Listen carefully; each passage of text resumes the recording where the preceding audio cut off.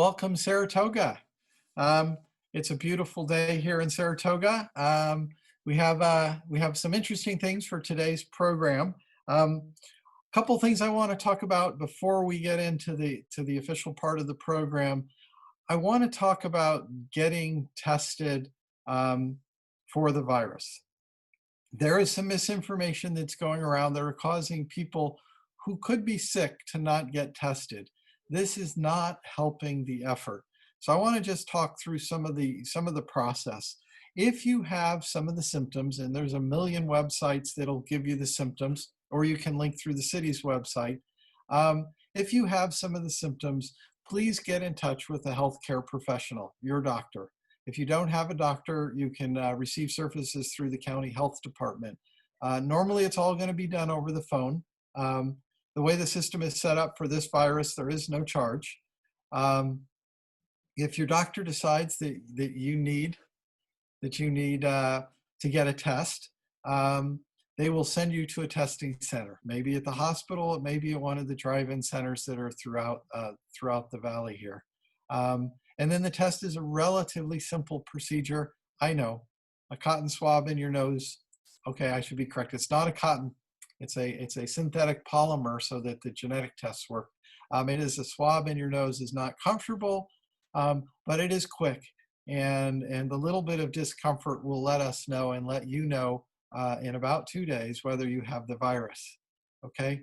If you have the virus, they're going to have you isolated home. I want to just dispel some of the rumors. This does not affect anybody's immigration status.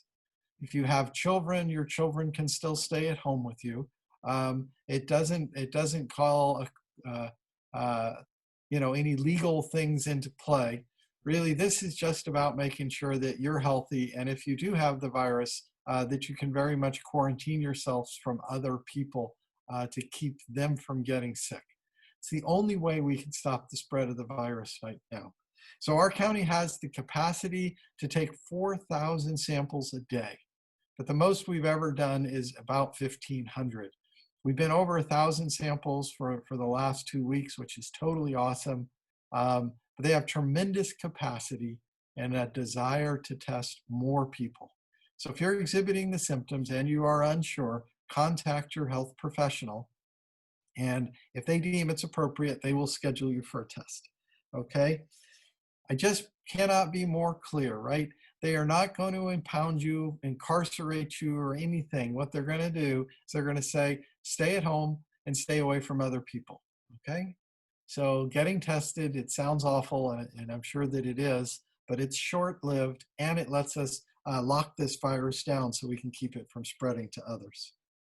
I want to talk about schools. Graduation is upon us, and it is sad.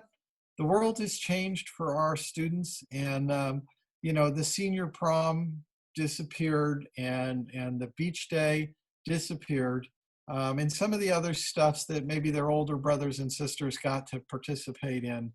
And graduation, we can't put everybody out into the big bowl and have an outdoor graduation with 3,000 of our closest friends and families filling the bleachers. It wouldn't be a safe environment. However, there is a procedure that has been worked out for a drive-through graduation ceremonies. So different schools are implementing this in different ways. So look to your school administration and PTA as to what they are actually going to do. At West Valley College, they've decided to do a virtual graduation, and they've actually delayed it by a month.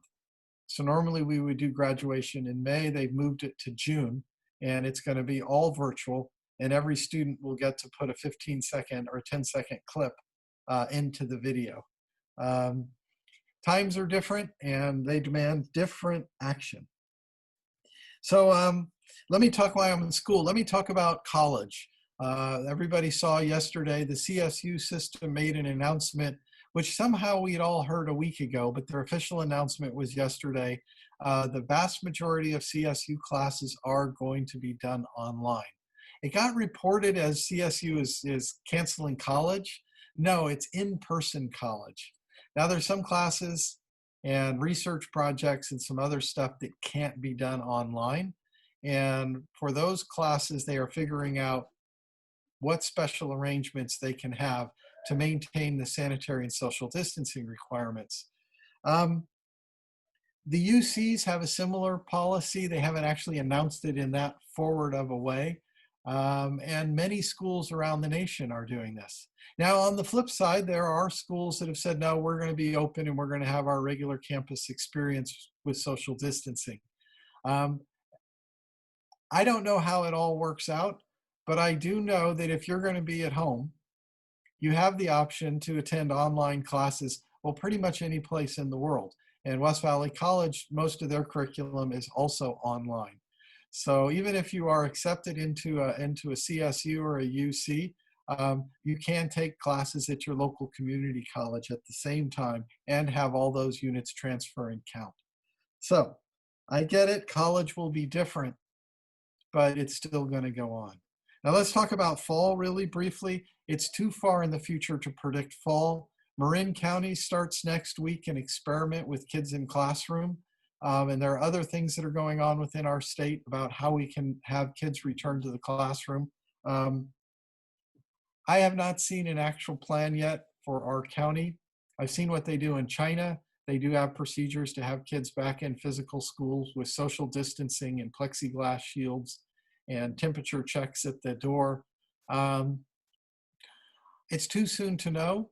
I know that school will happen in the fall. We just don't know what form it's going to be in. So have some patience. We're working on that. I got to talk about the stats, right? In the nation, we are in a slow decline in the number of new cases. We all would have wished for a stronger, sharper decline, but the nation is too antsy to have locked down completely hard. And so just around the edges, people continue to affect other people. Highly concentrated in the beginning. We all saw what happened in New York City. Those concentrations are now dissipating. You're seeing the virus communicated more broadly and in areas that didn't see it 2 months ago. So this is definitely spread throughout the nation. But here's the good news. Here in Santa Clara County, we were one of the first spots to encounter the virus. We were one of the first counties in America to go to a shelter-in-place system.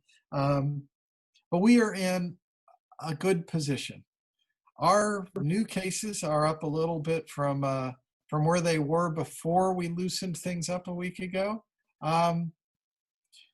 Today's numbers are 28 new cases. Yesterday's were 7 or 9. I can't remember exactly. Before that, it was 32. So we are kind of running in a range below 32 and above, say, 10. For us to move to phase 2, our new cases have to stay 14 or less for 14 days. So just keep 14 and 14 in your mind. One death. Every death is a tragedy. We did lose my aunt a week ago. But one death is a pretty low number. We would all like to see 0, and I'm hopeful for that. And then hospital utilization, everybody worries about whether we have hospital capacity. And by my numbers, we're only using 12% of our hospital capacity right now. So if we did get an outbreak, we do have the medical facilities to deal with this, okay?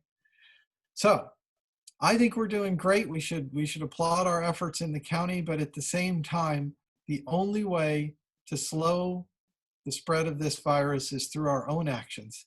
And so it is asked that if you attend a business, go to a business, that you wear a mask. My wife and I wear a mask outside when we're outside all the time.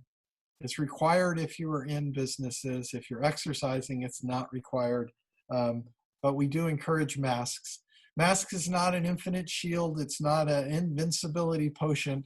It helps prevent the spread of the virus, both from you and potentially from you contracting it from others. But again, it's not a perfect shield. Anytime we go out, when we come back, we do wash our hands thoroughly. We don't want to bring anything in from the grocery store or the mailbox even. So you know the sanitary procedures and the social distancing procedures. We need to be vigilant if we're going to keep the virus in check here. And again, for 28 cases today, we need to get to 14 or lower for 14 consecutive days to be able to move to the next stage of opening per the state guidelines. So we are going to stay on top of that. Let me bring in our city manager, James Lindsay. And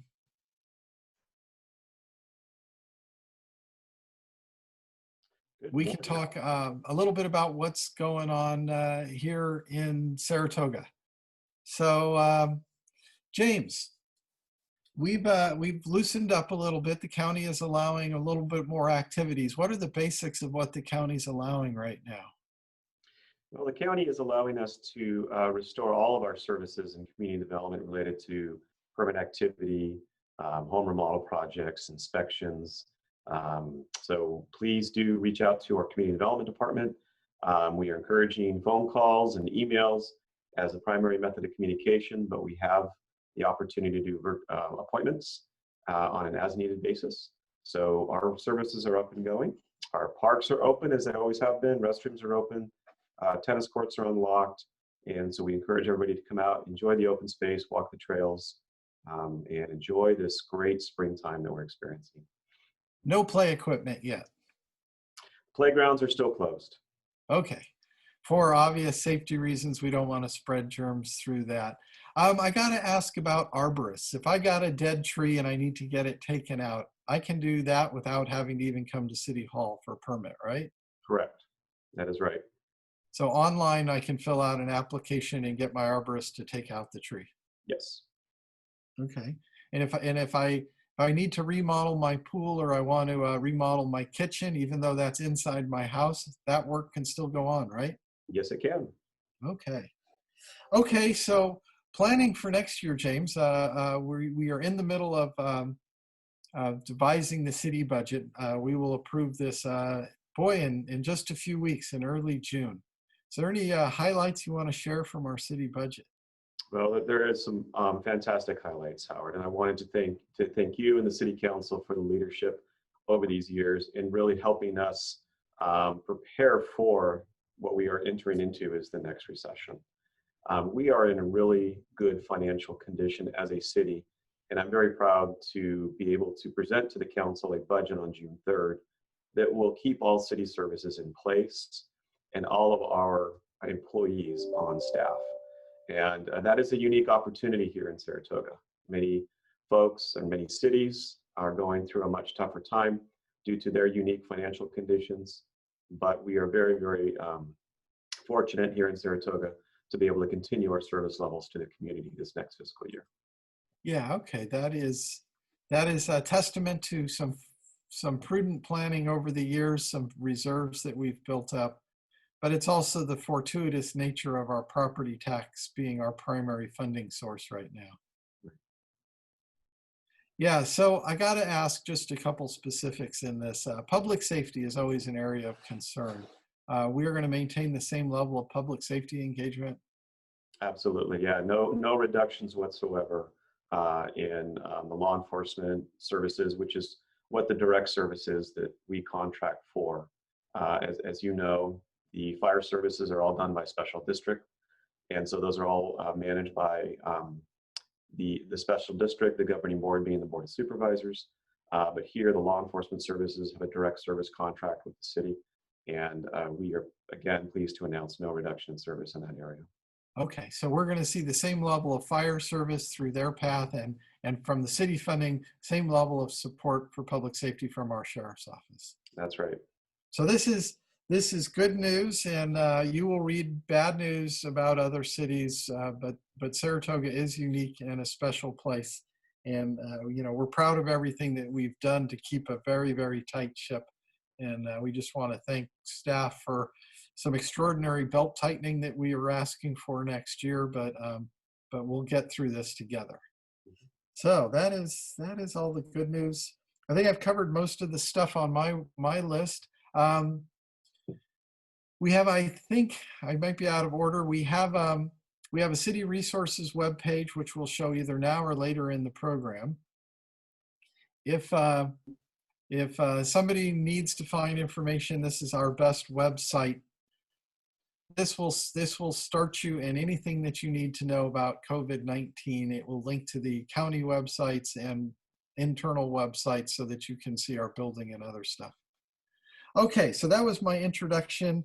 Today's special guest, today we're going to talk about Hakone Gardens. And I have a slide for Hakone we will have to get to. There we go. So we have a couple of special guests, if we can get them to join into the meeting now. So Hakone Gardens and Estates is in the hillsides of Saratoga, and it is absolutely a gem and a wonder within our city, and many don't understand that it's even there. So today we have the Executive Director, Shozo Kagoshima. I'm sorry, Shozo, I can mess it up 6 different ways. And we have Waltonsmith, who everybody may remember, former council member of 10 years, but she's also the president of the Hakone Foundation. And so years ago, the city put Hakone Gardens under the purview of the foundation. And the foundation manages, raises money, and preserves and protects these gardens for the public. And so it's my honor to have both of you guys on here with us today. And we're going to talk about, in this COVID-19 world, what's going on at Hakone. Yes. So say hi, Ann and Shozo. Morning, Howard. Thanks for having us. So let's just jump to it, right? Hakone Gardens is still there, right? Hakone is still there, and actually this is fortuitous for having us talk. Oh, beautiful picture up there. For having us on today, because you were talking with James Lindsay about reopening up in the county and the city rules about how to do this safely. And so we are part of that reopening carefully and safely, but trying to be a service as well as a destination. So we've been closed for 2 months because of the COVID-19, and we just opened a week ago. And I know Shozo can talk about how we're doing this so that our visitors can feel safe, can stay safe, and yet explore the garden. And we just want to thank you very much for allowing us to be able to say to people that we're open again. Yeah, so as we talk, we're kind of sneaking in some pictures of the beautiful grounds up there at Hakone, so people can kind of get a flair for what's up there. So Shozo, how are you guys open? Well, you know, with the county loosening up the outdoor recreation rules, we took advantage of that. And, you know, we are following proper COVID-19 protocols. So when guests come, we ask that any guest who may be sick not to come because we don't want them to spread. But we are also maintaining social distancing. We are asking all visitors to wear masks. One thing that we do not have available is our restrooms. We've been having problems getting cleaning supplies, and so we don't want to infect people through not having the proper sanitizing procedures in place for the restrooms. So other than that, the gardens are open. We did modify the path and procedures as far as walking through the gardens to eliminate any kind of crossing or to be able to maintain the social distancing of 6 feet. We did create a path, a one-way path through the gardens so that people can walk through at their own leisurely pace, but still maintain the proper social distancing. Great, great. Hakone is a beautiful garden, and it is quite intricate, and I'm glad that you've worked out a circulation so that people can get through and still be safe at the same time. I got to ask, so what days are you guys open, and what times can people visit, and where do people park?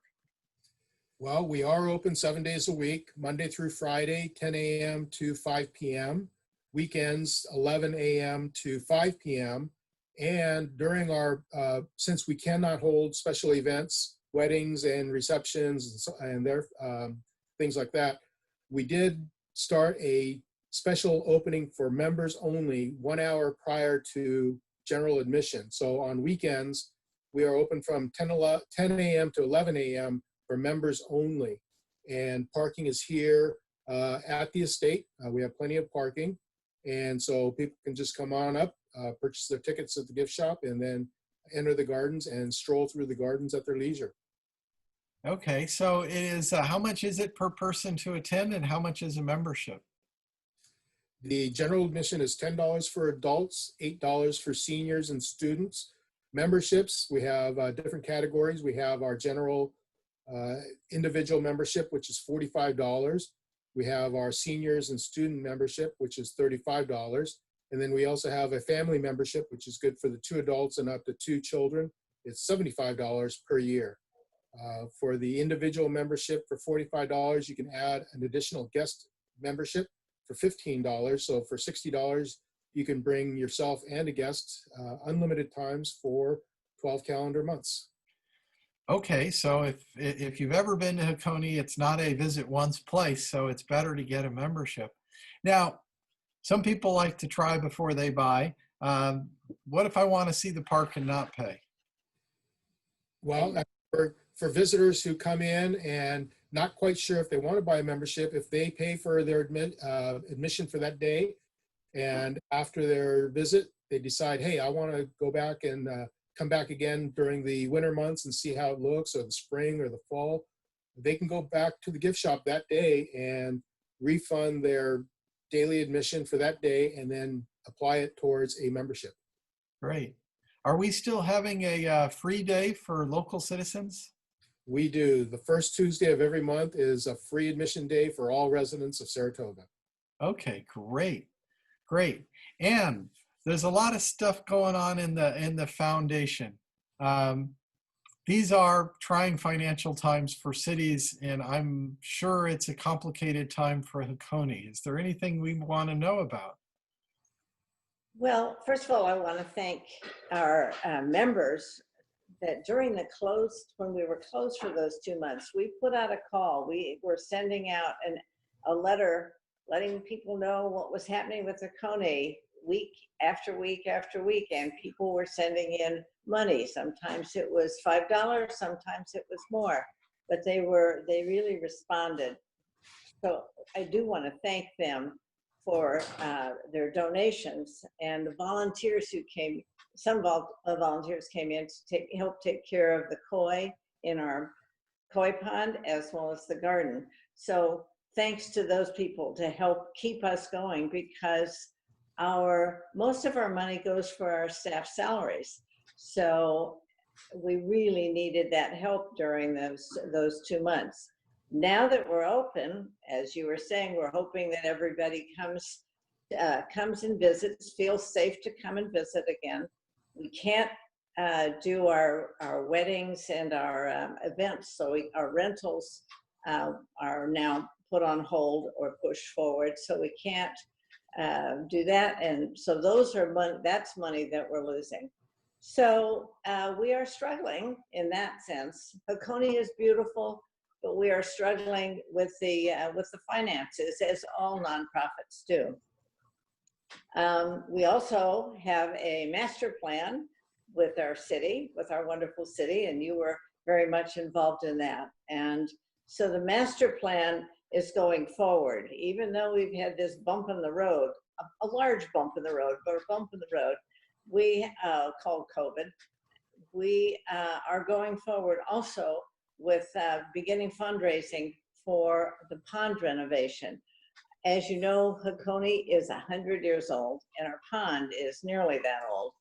And so we have been slowly working on it. We have the pump house, thanks to the city and to the county. We got some money to renovate our pump house, and now we're going for the pond itself. We have the design. We raised the money for that. And now we're going to be starting with a pond renovation fundraising, which is going to be considerable. It's going to be almost $2 million. And I know everybody goes, oh my goodness, but you have to start somewhere. It is never a perfect time. And as Shozo has known, we have been working really hard with our designer. We have a wonderful design. It's the same shape, only we are deepening the pond and we're sealing it so that we don't lose precious water. So those are I think an overview. General finances, we've got to get back to our wonderful guests and our volunteers and our visitors, and we can't do it right now, but we will get there too. Well, what I'm hearing is if a citizen is so inclined, they could help Hakone just by making a donation for just general operations, because there is a need to fill the gaps by not being able to host corporate events and weddings. Not sexy, but it's really needed to keep this old and beautiful garden going. Shozo can talk about how we how people can make donations, but this is it's a wonderful garden, and I know people love it. And then the other opportunity for people is sort of the long term. They could donate to our pond fund. The city has some capital money allocated from this. There's an historic part of the county budget, and this being a historic asset in the county, they will provide some money. But mostly this is going to fall on the shoulders of our well-meaning and enlightened citizenry. It's us who are going to make it happen. Absolutely. And meanwhile, we'd like them to come and enjoy a beautiful walk, a Zen moment, a way to get away from COVID by coming and finding a peaceful place in Hakone to meditate, to walk, to enjoy the spring. And people worry about kids. There isn't a swimming pool and they can't throw rocks, but Hakone is an amazing place to explore for children too. Well, right now, yeah, actually, what the kids enjoy, the fish, they enjoy seeing the koi in the water and feeding the koi. And right now, the koi are starting to move around, and so we're feeding them again. We're feeding them more, so it's a great opportunity for the kids to interact with the fish. Yeah. Okay. Okay. Shozo, if somebody wanted to make a donation, what's the best way? Well, the easiest way, they can go online to our website, www.hakone.com, and click the Support Us page. And there's a link there that will take you to a PayPal, and you can make a credit card donation directly through that. Or you can send a check to Hakone Foundation, P.O. Box 2324, Saratoga, California, 95070. And we will be gladly accept that as well. All right. Come in person and drop it off. Okay, so before we leave today, I got to ask, what's in bloom at Hakone right now? I think the cherry blossoms have finished, right? Unfortunately, yes, the cherry blossoms are gone. The wisteria is gone. We do have azaleas still at the tail end. We have rhododendron that's blooming. Hydrangeas are blooming. Lots of we have iris around the pond and up in the hillside. So lots of different colors. And then the maple trees, we have several different colors of maple trees. So there's no less color just because there's no flowers. No, this is an amazing season at Hakone. So Anne, aside from the koi pond, which is the heart of Hakone we all love, what's your favorite thing up at Hakone? My favorite is hiking up to our small tea house at the very top. We recently renovated it through some wonderful volunteer work from Japanese specialist gardens who came from Japan to do volunteer work for us. It is a glorious and it's a secret place. I also love the bamboo. We have many different varieties of bamboo in our bamboo garden, and it was originally started by donations from the Saratoga sister city and Muko sister city, who did a wonderful job many years ago putting that together. And it's a beautiful garden also. So those are my two favorite places. If you've never been to Japan, I will say, I gave a tour of our bamboo garden with Shozo to the consul general, and he said this is the only place in California where he felt like he was home again. So it is very authentic. Very authentic and a beautiful experience. I think that you had it right, and the world is a little crazy right now, and an opportunity to be in a tranquil setting, a beautiful setting, is therapeutic for all of us. So at a minimum, please show up on the first Tuesday in June in the no cost and take a look. I think once you've been there, you will continue to come back to this garden time and again. Yes. Shozo, let me end with you. What are our days and times again? We are open 7 days a week, Monday through Friday, 10 a.m. to 5 p.m. Weekends, Saturdays and Sundays, 11 a.m. to 5 p.m. to the general public, 10 a.m. to 11 a.m. for members of Hakone. All right. Well, the members can stay all day too, but they get in early. Yeah, exactly. All right. Okay, guys, I want to first thank you for all that you're doing to keep this cherished gym pristine within our city. And I want to thank you for what you're doing to help overcome this COVID dilemma that we are all in. And I want to thank you guys for being with us this morning, okay? Thank you very much, and thanks for your support as well. All right, bye. Okay, so at this point I want to just put everybody and remind everybody about some of the local resources that are available to us. If you need anything that we've talked about today or anything within the city's website is listed here. If you do /resources, you will find resources that are going on within the city. And then our next slide, I think, there are 3 key nonprofits in the area. We've actually had all of these in. I'll start from the bottom. Chamber of Commerce. Many of our restaurants are open in the village, but they can't have dine-in service. You can do grab and go, or you can get DoorDash or other delivery services. Please go to the Saratoga Chamber website to find out which businesses are open and how to place orders with them. Working my way up the list, West Valley Community Services provides food, rental assistance, and other services to the needy within our community. And I gotta say, the needs are pretty high right now. And there are many things that West Valley Community Services needs. Top of their list right now is money. So if you feel inclined to help out the needy within our community, please contact West Valley Community Services. And then at the top, assistance for seniors. All the senior activities that are being directed by the state and county are being coordinated here within Saratoga through our SASE organization, Saratoga Area Senior Coordinating Council. Their website is listed and their phone number is here.